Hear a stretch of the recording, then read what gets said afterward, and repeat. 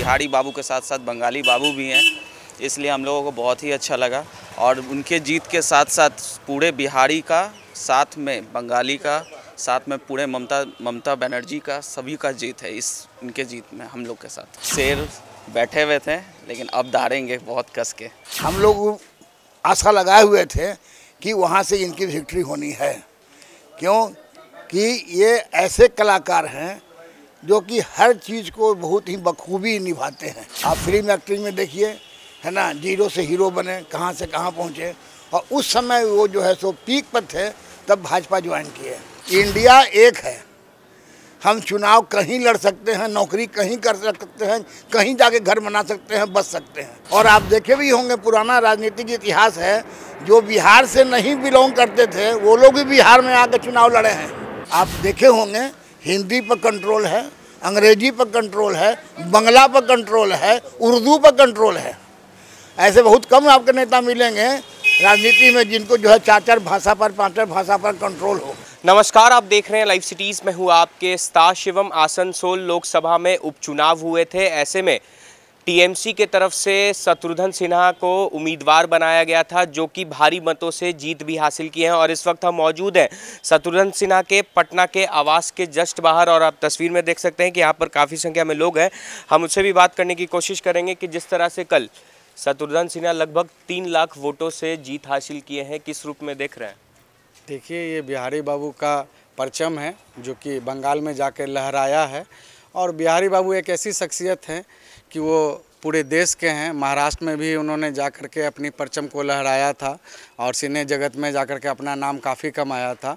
और अब उनकी मुहिम है कि पूरे देश में अपना परचम फिर से एक बार लहराएंगे, क्योंकि उनकी आवाज़ को दबाने की कोशिश की गई थी और अब उस आवाज़ को फिर से वो उठाएंगे। चूँकि हमारी ममता दीदी ने उन्हें वापस आसनसोल से बुला करके सीट दिया है उन्हें लड़ने के लिए, और उस जीत में हम आसनसोल की जनता का तहे दिल से धन्यवाद करते हैं कि उन्होंने भारी मतों से वहाँ विजयी बनाया, लगभग 3 लाख से ऊपर वोटों से जीत दिलाई है।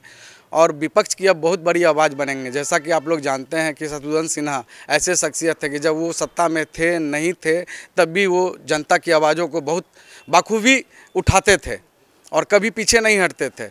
और अब तो वो सांसद चुने गए हैं, जनता के समर्थन से चुने गए, और अपनी बातों को बखूबी उठाएंगे। विपक्ष को एक बहुत बड़ा नेता मिला है जो कि बहुत बहादुरी के साथ संसद में दहाड़ सकता है। पर क्या लगता है कि अपनी लोकसभा जो पटना साहिब से वो चुनाव भी जीते थे, पर अपना जगह छोड़कर दूसरे राज्य से चुनाव लड़ना? नहीं, अब इसको आप देख सकते हैं। देखिए, कभी झारखंड, बिहार, उड़ीसा, बंगाल एक हुआ करता था, तो हम लोग अलग हैं नहीं। भारत है, भारत में कोई कहीं से लड़ सकता है। हमारे प्रधानमंत्री श्री नरेंद्र मोदी जी बनारस से आकर के लड़े हैं, तो वो भी उनका मर्जी था कि भाई बनारस से लड़ेंगे। तो स्वाभाविक है, अभी उपचुनाव का माहौल था, एक सीट खाली थी। आपस में बात हुआ कि भाई ममता दीदी ने कहा कि आप यहाँ आओ, यहाँ से लड़ो, यहाँ के लोगों के लिए भी कुछ करो। तो उन्होंने सोचा ठीक है, बंगाल है, बंगाल से भी करेंगे। और देखिए, सांसद तो कहीं से भी हो सकते हैं, उसके लिए कोई बड़ी बात नहीं है। लेकिन उन्होंने आसनसोल को चुना है, लेकिन देश की समस्याओं को भी देखेंगे, क्योंकि उनका कद जो इस हिसाब का है कि वो पूरे देश के लिए सोचते हैं। केवल बंगाल, पटना या बिहार ऐसा नहीं, पूरे देश के लिए वो सोचते हैं, हर जगह के लिए सोचते हैं। तो उनके जैसा नेता मिलना मुश्किल है और वो देश के लिए अच्छा करेंगे। और भी कुछ लोग उनसे बात करेंगे। क्या लगता है कि शत्रुघ्न सिन्हा आसनसोल से भारी मतों से जीत हासिल की है और पटना छोड़ के फिर आसनसोल जाना? बहुत अच्छा उन्होंने डिसीजन लिया है। जहाँ भी वो जाएंगे वो अच्छाई से काम करेंगे, और पहले भी किए हैं वो, और आगे भी करते ही रहेंगे। हम लोग इसी उम्मीद से उनको हर जगह से उनके साथ समर्थन में रहेंगे। अभी पहले भी थे और हमेशा रहेंगे, चाहे वो जहाँ से भी खड़े हों, जहाँ से भी जीते और जहाँ से भी कुछ भी करें, हम लोग उनके हमेशा साथ हैं। क्या लगता है, कल भारी मतों से शत्रुघ्न सिन्हा ने, बिहारी बाबू ने जीत हासिल की है, बिहार छोड़कर बंगाल में जीत हासिल की? बहुत अच्छा लगा हम लोगों को, क्योंकि वो बिहार का एक नाम हम लोग का ऊंचा किए हैं, क्योंकि बिहार के ही लोग वहाँ पर भी हैं, बंगाल में भी, और अब साथ ही साथ वो बिहारी बाबू के साथ साथ बंगाली बाबू भी हैं, इसलिए हम लोगों को बहुत ही अच्छा लगा।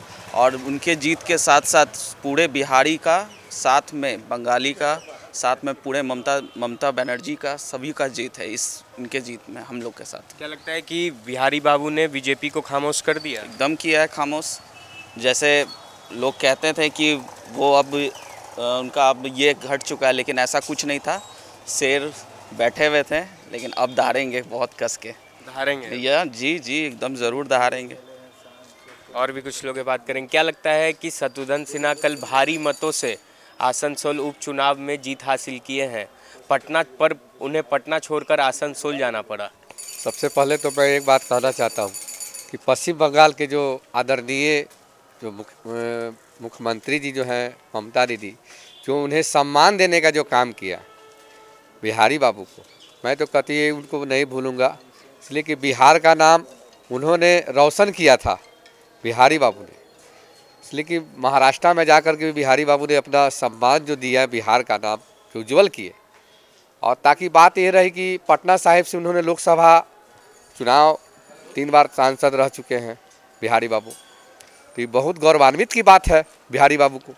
और बिहारी बाबू ने एक ऐसे ईमानदार छवि के नेता हैं जो आज तक इनके प्रति कोई कहीं से कुछ किसी अथी में इनका नाम नहीं है। सबसे नेक ईमानदार, और अगर यहाँ बिहार के लिए भी नाम रोशन किया तो आज पटना का जेएम्स जो देने का काम किए बिहारी बाबू ने, ये बहुत बड़ा गौरवान्वित की बात है। और पटना में जो बंदरगाह बनवाए थे बिहारी बाबू ने, आज सबसे पहला तो बिहारी बाबू का नाम रोशन किए। तो पश्चिम बंगाल में जो गए हैं और इनको अगर उपचुनाव में जो इनका टिकट जो मिला है ममता दीदी ने दिया है, और जो आसनसोल की जनता ने उन्हें जीत जो दर्ज कराई है भारी मतों से, मैं उन आसनसोल की जनता को भी बहुत बहुत धन्यवाद देना चाहता हूँ। एक सवाल है कि अगर हम 2019 लोकसभा चुनाव की बात करें तो शत्रुघ्न सिन्हा कांग्रेस के टिकट पर पटना साहिब से चुनाव लड़ रहे थे, पर उस वक्त बीजेपी के कैंडिडेट रविशंकर प्रसाद ने उन्हें हरा दिया और उसके बाद कांग्रेस में उन्हें तवज्जो नहीं मिल रही थी। उसके बाद वो उनको टीएमसी ज्वाइन करना पड़ा। ऐसी कोई बात नहीं थी कि तवज्जो नहीं मिल, तवज्जो तो उनको मिला ही रही थी, लेकिन ममता दीदी ने उनको स्वागत करके बुलाया कि तुम यहाँ आओ, हम तुमको टिकट देते हैं, तुम यहाँ से चुनाव लड़ो। तो उन्होंने वहाँ जा करके चुनाव लड़े। तो क्या नरेंद्र मोदी जी भी भारत के प्रधानमंत्री हैं, वो भी गुजरात के मुख्यमंत्री थे, और वो जाकर के बनारस काशी से भी चुनाव लड़े, तो क्या उनके लिए सम्मान की बात है? तो ऐसा ही शत्रुघ्न सिन्हा भी हैं, जो अगर बिहार के रहते हुए भी, पटना के रहते हुए भी, और पटना के आम नागरिक की तरह भी रहे, और इन्हें सम्मान जो मिला, पटना के लोग ने इनको सम्मान जो दिया लोकसभा चुनाव में भी, मैं उनको धन्यवाद देता हूँ। और वहाँ से जाके चुनाव लड़े, तो मैं बहुत बहुत धन्यवाद देता हूँ कि ये तो बहुत ही है ना खुशी का बात है, इसलिए कि बिहारी बाबू को तो जीतना ही था वहाँ से। ये पहले से ही हम लोग आशा लगाए हुए थे कि वहाँ से इनकी विक्ट्री होनी है, क्यों कि ये ऐसे कलाकार हैं जो कि हर चीज़ को बहुत ही बखूबी निभाते हैं। आप फिल्म एक्टिंग में देखिए, है ना, जीरो से हीरो बने, कहाँ से कहाँ पहुँचे, और उस समय वो जो है सो पीक पर थे, तब भाजपा ज्वाइन किए, जिसमें है ना दो एमपी हुआ करते थे, और वहाँ भी इन्होंने पूरा 2 बार राज्यसभा 12 साल, 2 बार लोकसभा 10 साल, 22 साल ये सब कंटिन्यूअस है ना, एमपी रहना कोई मामूली बात नहीं है। पर एक सवाल है अंकल कि जिस तरह से पटना साहिब छोड़कर उन्हें आसनसोल से चुनाव लड़ना पड़ा, क्या लगता है कि अपनी जगह पर जिस तरह से 2019 में उनकी हार हो गई थी, तो वो 24 में भी अपने जगह पर लड़ सकते थे? अच्छा, आप ये जो प्रश्न पूछ रहे हैं, अभी इस प्रश्न का जो दूसरा उलट के बात करेंगे कि मोदी जी जो है, मोदी जी रहने वाले कहाँ के हैं? गुजरात के। एमएलए भी वहीं से हुए, एमपी भी वहीं से हुए, चीफ मिनिस्टर भी वहीं हुए, लेकिन यहाँ के चुनाव काहे लड़े बनारस में?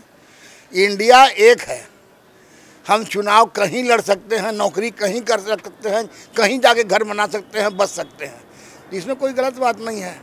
और आप देखे भी होंगे, पुराना राजनीतिक इतिहास है, जो बिहार से नहीं बिलोंग करते थे वो लोग भी बिहार में आकर चुनाव लड़े हैं, और बिना बिहार ने उनको जिता के भेजा है, ऐसी बात नहीं है। शत्रुघ्न सिन्हा एक ऐसे कलाकार हैं, शत्रुघ्न सिन्हा एक ऐसे कलाकार हैं जो कि हर चीज़ में माहिर है।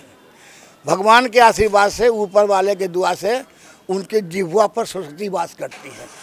आप देखे होंगे, हिंदी पर कंट्रोल है, अंग्रेजी पर कंट्रोल है, बंगला पर कंट्रोल है, उर्दू पर कंट्रोल है।